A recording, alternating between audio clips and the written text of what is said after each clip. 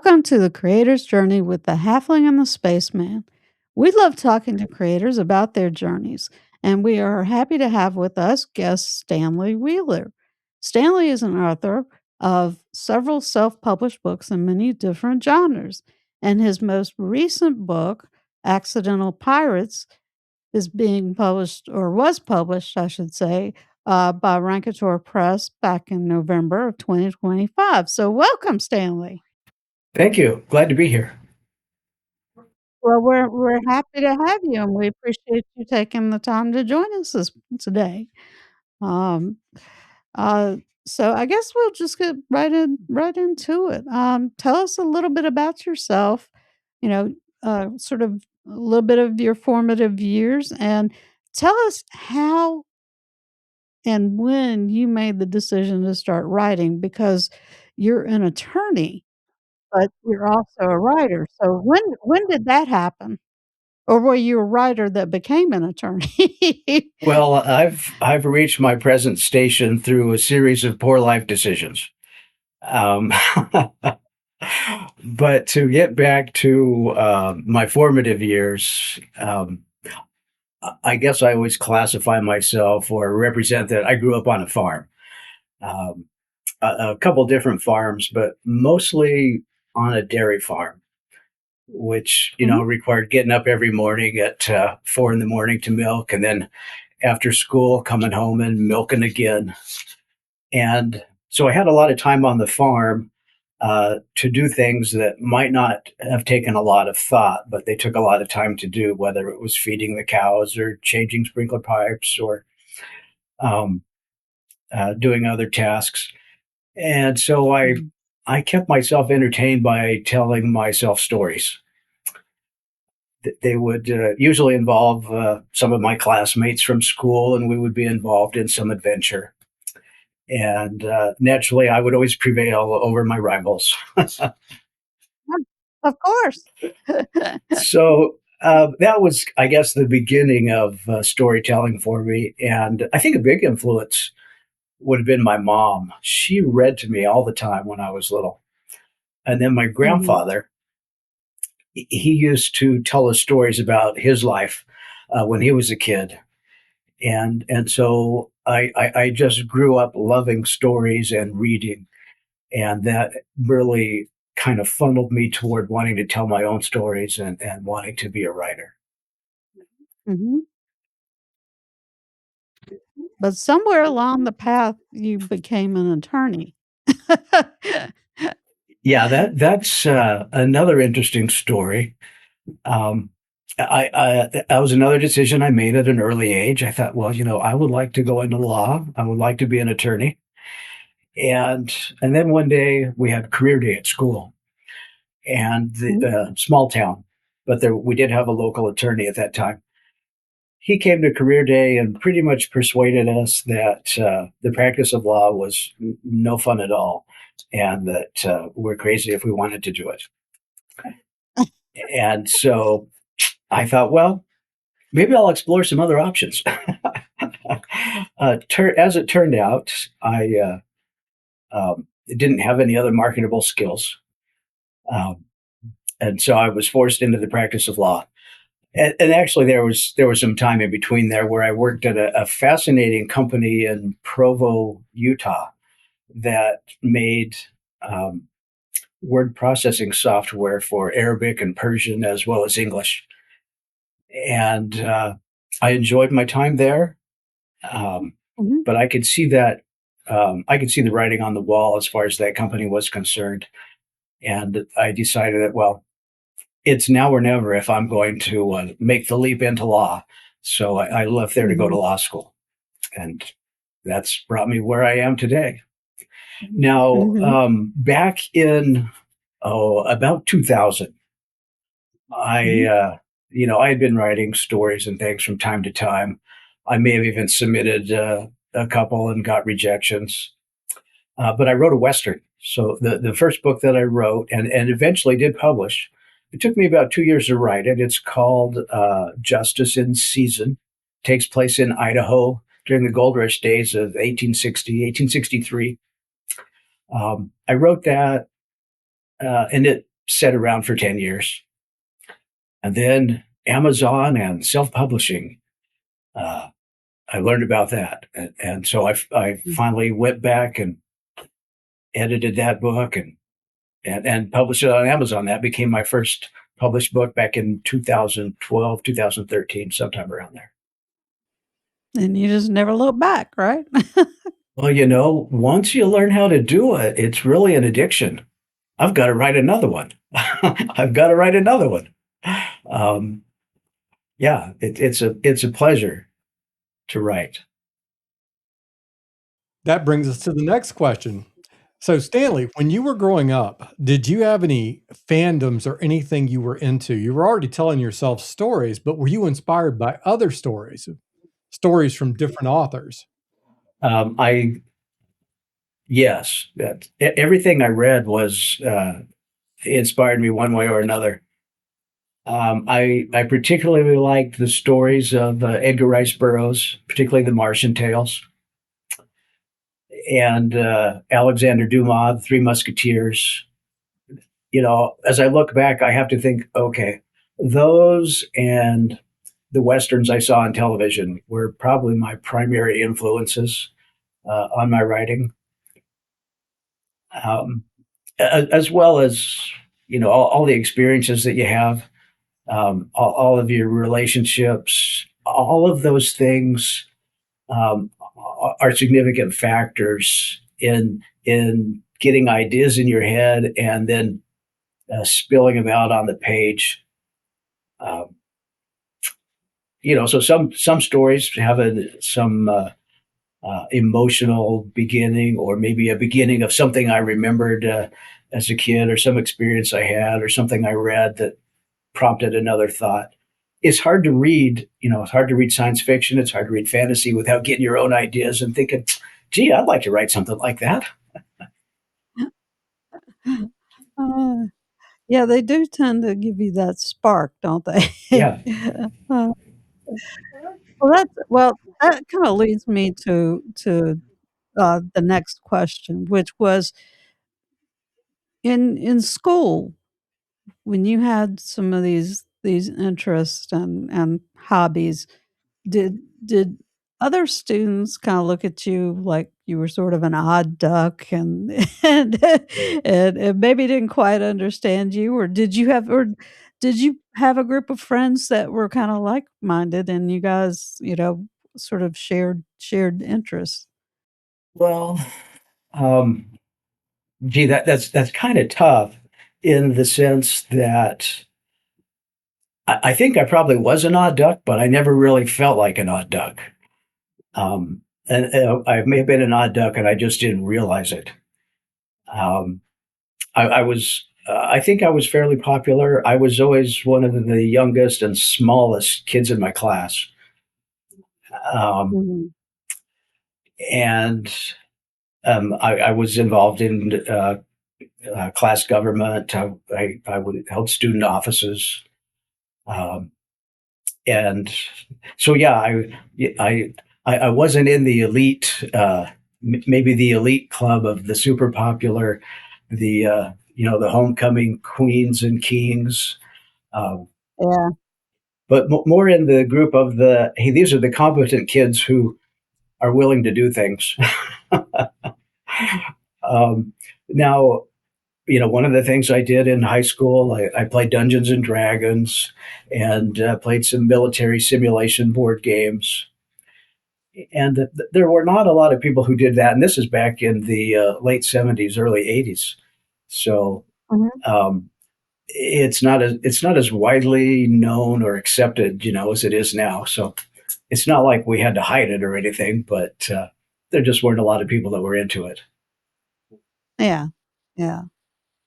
And now that you're writing, and you've been self-publishing, and now you've got this book that came out, back in November. Do you find that you're supported? You've got a group around you and family around you that support your writing? Well, I think sometimes, as far as family goes, sometimes the best way to support the writing is simply to give you time to do it. It's really a solitary pursuit. At Yeah. least it has been for me. And Yeah. so the greatest thing is to have time that is quiet without disturbances so that you can actually sit down and crank out the words and make them come out on the page and see your ideas get to print. Um, Mhm. uh, but in the sense that my family supports me, yeah, they're they always appear to be interested in whatever it is I'm writing, whatever it is I want to talk about when I'm telling them this is what I'm working on now. Um, Mhm. Particularly the Accidental Pirates book that came out in November from Rack Uh-huh. Press. That was inspired by um, two of my grandsons, twin boys, and their names are Chris and Kitty, which are the names of the protagonists in the story. Ah. And so those characters Oh. are loosely based on those two boys. Uh-huh. And they've been pretty excited to finally see the book come out. I talked to my daughter, and she tells me that Chris is he's got it and he's reading it every day. He was so excited to get it, and which that right there is payoff alone. That's basically the reason I wrote it, and everything else is just bonus. Yeah. Yeah. That's great. That is absolutely wonderful. I can just imagine what a high that is for you to know that they, that they love that book, that, and they're part of that book in a way. Yeah, That's great. they are so integral to it and to the story and their personalities. Um, Now I told them that yeah I'm working on a sequel, which I've just finished, but at the time I was talking to them, I hadn't written it. I don't even think I had started writing it, and I was telling them my ideas. Um, and Chris, they have unique personalities, but Chris he said, well, I think the character whose initial starts with a C. I think he's the one that should get to use the magic. Of course. Everybody wants to be the main character. That's right. Oh, Space Needle. Stanley, we talked about your influences when you were growing up and first got involved. So today, what inspires you now? What you mentioned your grandsons on the Accidental Pirate. So what is driving this now as the stories you're writing? Well, I think we all take inspiration from everything that's happened to us, as well as the things that happen around us and travels we've taken, places we've been that made impressions on us. Um, One of the books I wrote, what's the name of it? The Shrinking Zone. I wrote that during the COVID crisis or the pandemic. So that book Mhm. was inspired by things that were happening, current events at the time. And so I hurried to get that one out.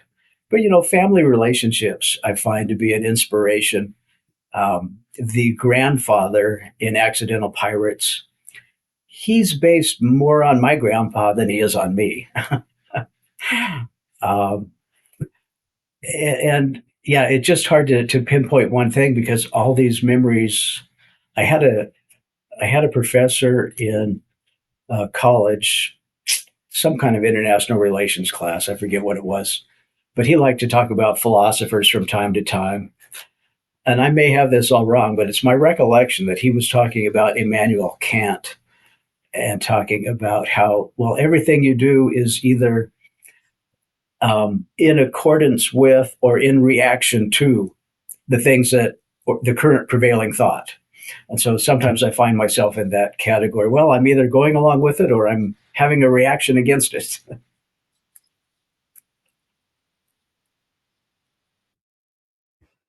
Well, I think it makes sense that that the grandfather character in the story is based more on your grandfather than on you.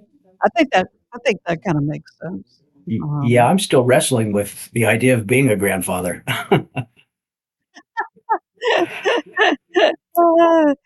Well, the good thing about being a grandparent is that you can have the kids and you can do all these fun things with the kids, and then you get to send them home.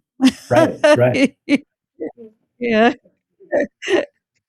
Well, wi you've mentioned the accidental pirates, so let's talk a little bit about that. Kinda give us your elevator pitch for the book so people know what the book is about.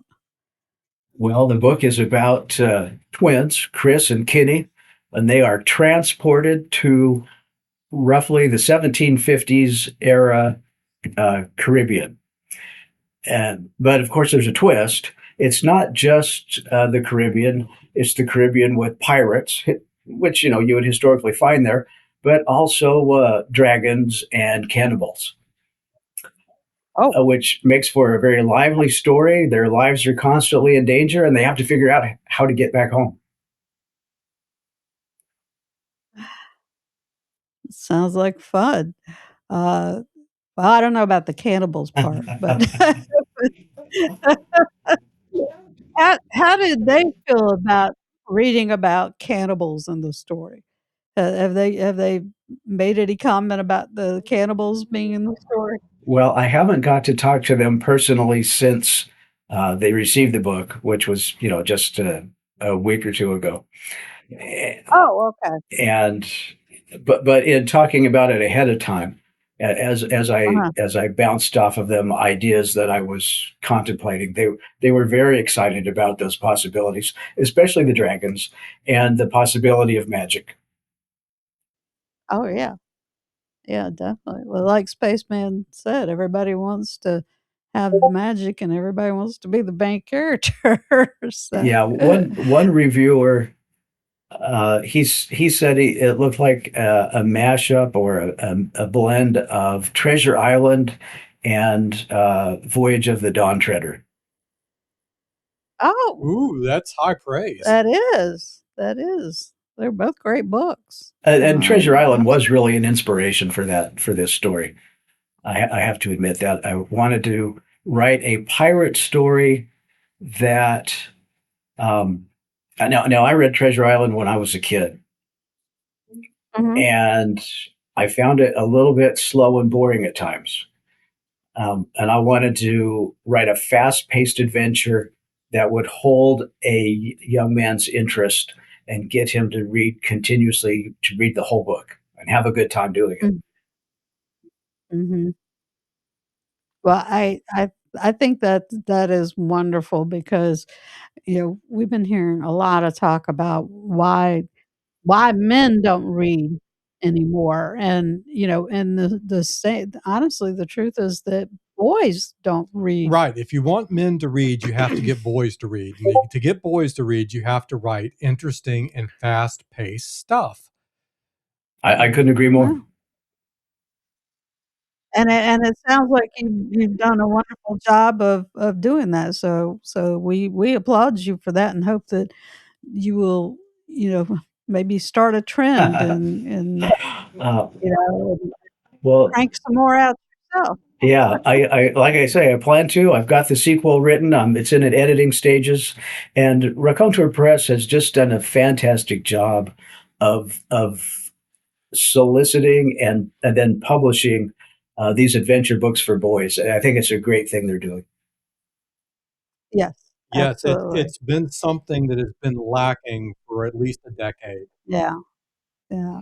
Yeah, I'm very glad that there are all these books now specifically aimed at girls with female protagonists because they were sorely underrepresented in the golden age. But now it seems like the pendulum has swung, and books for boys are just not there anymore, Yeah, at least among the that seems to be the sad state of affairs. Is it's hard to find books for boys where you have boys as the protagonists. Um, there are a lot of books for girls, In fact, my son is reading this book to his daughters, and that was one of the things they wanted to know was, well, when is there going to be a book where the girls get to be the characters? Um, and he was telling me about they read like a chapter a night as they go to bed. And I was asking him, well, do you do the pirate voices? Do you do the voices? Because that makes it a lot more fun. And he said, yeah, I try and do that. But his oldest daughter, she likes to read the French pirate girl. There is a French pirate woman in the story, and she likes to read that part. Well, good for her. Good Yeah, for her. that's great. You know, Um, maybe we don't want to be pirates in real life, but imaginary pirates with dragons, and it could be fun. fighting cannibals. I mean, And on top of all that, pirates. Have you noticed that pirates have a really cool sense of style? Have you Oh, ever seen a non-stylish pirate? oh no, Been to a Ren fair? You don't go up to the pirate and say, "Man, you just they just say, man, that they pirate looks do. awesome." They What And of a they course, they know smashing how to. outfit. what a smashing outfit. Of course, these days they all look like Johnny Depp wannabes, but that's Yeah, beside the point. true. Well, I can remember reading Pippi Longstockings when I was a kid, and I just thought she was the coolest thing. And there was one adventure that she had, with pirates.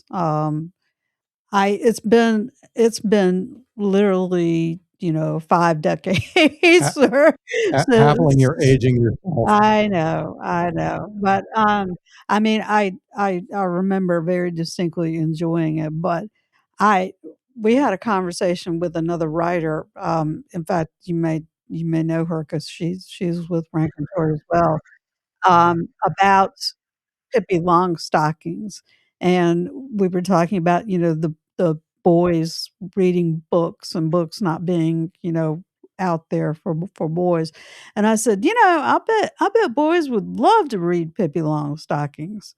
I can imagine boys wanting to read Pippi Longstockings. I I mean, she was great.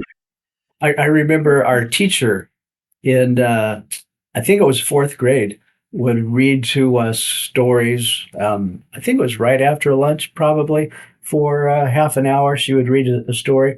One of them was a Pippi Longstocking book. Uh-huh. Yeah, yeah. And like I said, I think boys would probably enjoy that as much as girls do. She did have some wild But anyway adventures. but anyway, we need to get back on track. Stanley, one of the things that we try to do with our podcast is try to help people along their creative journey. And in that vein, we ask creators about their creative process. So, could you do our audience a favor and walk them through your creative process from conception of a work all the way through the completion of a manuscript? Sure. Now, that process varies with the story. So I can maybe give you a couple examples. For instance, the first book I wrote, I told you about Justice in Season, the Western. Um, I had read a historical snippet about some adventure, which that got me thinking. So that got me thinking about a character and a whole course of adventures for him that was grounded in history. And so I came to envision the character and how I wanted it to end.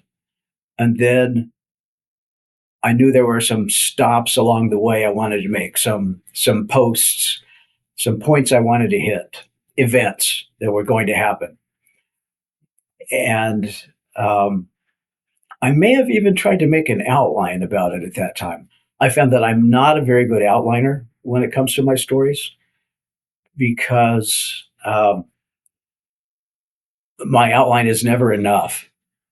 For instance, I have a Tomahawks and Dragonfire series, and I thought, well, I'm going to outline the first book. Well, that outline for the first book turned into 3 books, um, because as I get into it, as you get into the details and begin to grapple with what's happening, more ideas flow, and so many things about, oh, well, this would be so much more cooler than what I imagined. So I will jump on the awesome train every time and go with the bigger idea than what I originally thought of. So I have tried outlining. It does work. I think there are a lot of people who do it brilliantly, um, and then it makes the writing of the story much easier. I found that I don't know if it's the way to deal with my addiction or the way that I just have more fun writing is it's kind of like I get in a car and I know I have a destination in mind, a vague idea of the destination, but I just get in the car and drive and figure out some places I want to go along the way. So I have to sit down and actually start pouring out the words onto the page, and then the ideas really begin to flow. Um, so for me, I can't just sit in the car and think about driving somewhere. I've got to put it in gear and start going, and the story develops as I write it. I had a fancy name for it, leading edge development or something, some sort of nonsense that really means flying by the seat of your pants, but it sounded better than that. You're a writer. You could write a self-help book or a management style book with that title and sell Yeah, a bazillion copies. You You could have probably could. motivational posters. I mean, we Yeah. could stick up one in the office. yeah, great idea. Probably. Create your own dynamics and synergies with the Wheeler method. All right, over to you, Halfling. Well, very quickly, did you ever take any writing classes, or are you part of a writers group? um, the short answer to that is, let me think how well I can remember. When I was in college, I know I had a creative writing class, or at least I'm Mhm, pretty sure I did, um, because I liked writing then and would have happily taken a class to do so. mhm, But I cannot remember anything about it. I do know that I was part of a group where um, we wrote short stories, and then we helped other students with their English assignments, whether it be writing or something else in the literature field. One of the best classes that I took was called, I'm not sure what it was called, but what I remember about it was the hero's journey. And so we read Joseph Campbell's book or books, as well as the Odyssey and some other shorter books that I forget now. But that was really great for me in helping to get a beginning understanding of the hero's journey and story structure. Since that time, I've done a lot of looking on my own. There are tons of YouTube videos about story structure and different ways to do it, different names for the same things. Um, and so I've done a lot of self study. I have a group of beta readers. mhm. And so basically, as soon as I get done writing something, or as I do chapters in my books, I will send them off to the beta readers fairly soon, usually without much of a review or edit on my part. And they're really great about looking it over and getting back to me and telling me, not not only pointing out all the typos and the sentences here and there that seem to be absolute nonsense, but giving me a general feedback about what they think about the story and the characters. And so I found that to be a great help in my writing. Mhm. Uh, Good, good. Stanley, now we're to the most important question of the interview. Where can people find out more about you and about your books? Okay, well, that's not too tough at all. I have a couple websites, stanleywheeler.com. That has all my books and titles, as well as all of my short stories that have been published, links to those. I also do a weekly blog at stanleywheeler.blogspot.com. And of course, my Amazon page, the Stanley Wheeler Amazon page, will also list all of my books. So I'm not tough to find. Well, we'll make sure that you're a little easier to find by getting all that in the show notes. Great. Absolutely. Thank you. Well, and we wanna thank you for taking the time to join us and chat with us. We have certainly enjoyed it. It's been great fun to get to meet you and learn a little bit about your journey. We wish you continued success, and I'm sure we'll look forward to the sequel to Accidental Pipe. That'd be awesome. Great. Thanks. I didn't get to ask you, do you guys do any writing? Have you had some things published? We both gave up on writing years ago, Yeah, years ago. We yeah. discovered that it wasn't, you know, I'm not a writer, I'm a reader. Okay. Well, we need more of those. We need more readers. we do need more readers. All right, and we also want to thank our audience for tuning in today, and we hope that you've enjoyed and become inspired by today's guest, Stanley Wheeler. And for the Halfling and the Spaceman, this is the Spaceman signing out.